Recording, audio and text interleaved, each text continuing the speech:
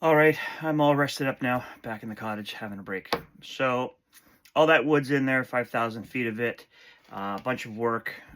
If you watch the other videos, I had to skid it in from down the road and whatever. And some people have asked, why am I doing this? Well, building a house. I'm not building it, of course. I'm a handy guy, but not that handy.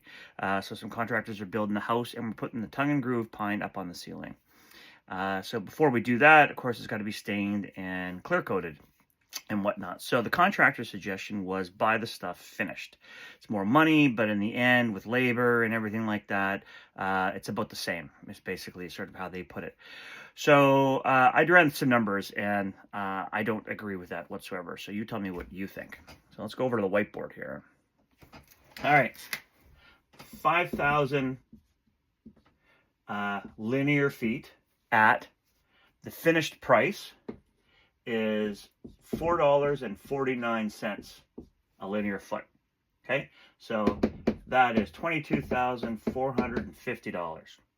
And you got to add tax to that. I'll tell you why in a sec. A lot of people say, well, tax is tax, you don't include it or whatever, but tax. All right. So now if I go 5,000 feet at what I got it for was $1.30 at Cedar Mills. Thank you very much. Free delivery, by the way, for me. Anyways, I don't know about you. Tell them Sam sent you. So that's $6,500. Okay. Now, of course, this was stained and finished and everything like that, so I got to buy some materials, and I'm just sort of ballparking things here.